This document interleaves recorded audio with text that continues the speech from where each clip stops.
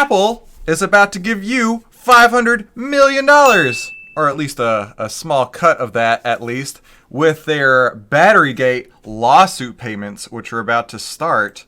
And there's some other class action lawsuits on the horizon as well. So if you're just tuning in, my name is Christopher Ewell, and I love talking about stocks and finding those outsized trades with outlier returns. And if you're interested in that too, be sure to definitely hit the subscribe button down below. And today's episode is sponsored by Outlier.com.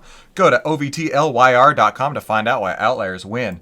Now, let's talk about this, right? I don't know about you, but I can vividly remember, no joke, I can vividly remember actively avoiding software updates because I knew every time I updated my software on my phone or on my iPad, the experience got worse. Let me know in the comments down below if that's happened to you, or at least hit the like button, because I can't be the only one who actively avoided updates because of that.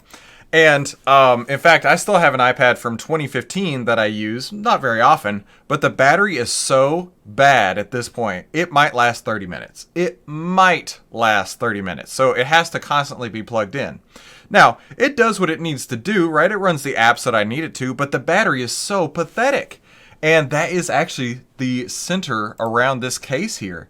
And some people are describing this as one of the largest consumer frauds in history.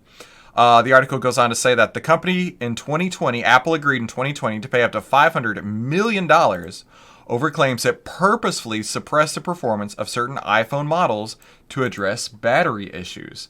Listen, ain't nobody got time to be pulling out their phone thinking that they are about to take a phone call, make an important text, or maybe just surf Twitter, whatever the case you're about to do.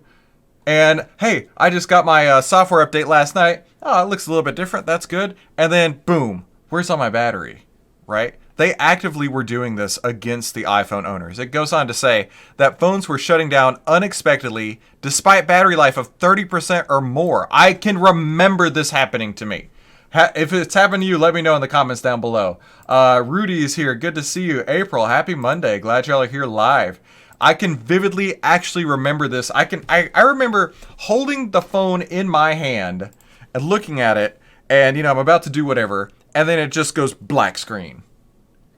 Let me know if that's ever happened to you. I with no doubt whatsoever remember that happening to me. And they say that it was because the hardware couldn't keep up with the increasing demands of new software updates, which is what I was just talking about, and claimed that when confronted with the issue, the company purposefully slowed down performance of the phones with a new update to reduce the number of shutdowns. Now, let's think of it this way, right? Imagine this is your car. Imagine this is your car that you rely on driving to work, right? And imagine you go get a tune-up one day, right? They put some new spark plugs in, they change the air filters, whatever.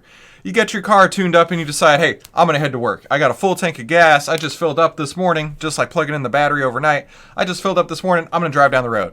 Imagine you get 2/3 of the way there. It still shows 30% on your fuel gauge, and then you got to pull over. Your car is dead. And now you have to get, somebody to bring you a can of gas. What sense does this make, right? That's an equivalent analogy to how crap iPhones were becoming because of Apple purposefully slowing down their phones. What do they call that? Planned obsolescence, right? Hey, you know what? Your phone's old. We don't want you to have that old phone anymore. Come buy a new phone right now. Your phone is far too old. We need to get you in a new one right now, right? Come on down to the dealership right now. We got to get you into a brand new car. We got to get you into a brand new iPhone, because that one right there, it is 2 years old, and by God, that is way too old to be driving around. That's exactly what they're trying to say here. Apple admitted no wrongdoing. But yet they agreed to pay between $310 and $500 million. That is, I got to say one thing. If I felt that I had no wrongdoing, I don't think I would owe you $300 to $500 million. I just don't feel like I would have. No. So I think, in my opinion, that this payout is an admission of guilt. And so maybe they're finally doing the right thing. But let's be honest here. That might be $1 or $2 to the winners of the class action lawsuit. Some people had some thoughts to say over on Twitter. Wait a minute. You mean you can't ruin something that you sold to someone after they bought it from you? I thought that was a decent tweet right there. So let me know in the comments down below. Has this ever impacted you? And are you looking forward to getting a cut of $500 million? I know it's quite a lot that's going to be coming your way when they probably sold 4 billion of these iPhones. But looking at the outlier data real quick, we did have a very strong sell signal back on July 13th when Apple was around 190. Today we're around 174. So yeah, quite a strong sell signal that's come on the back of this. So I don't know if they were looking ahead of time, saying, you know what, we better get out of this trade because Apple's about to throw $500 million around. But I do know one thing. This does not look good for the greatest iPhone supplier, for the greatest phone supplier in the entire world. But then again, what are you going to do? Right? Are you going to go to Google? Are you actually going to go to Google? Probably not. If you got an iPhone, you're pretty built into that system. But I will say, it was pretty crap that they decide to basically planned obsolescence your phone while it's in your hand. And one of the reasons why I avoided, like the plague, getting those software updates.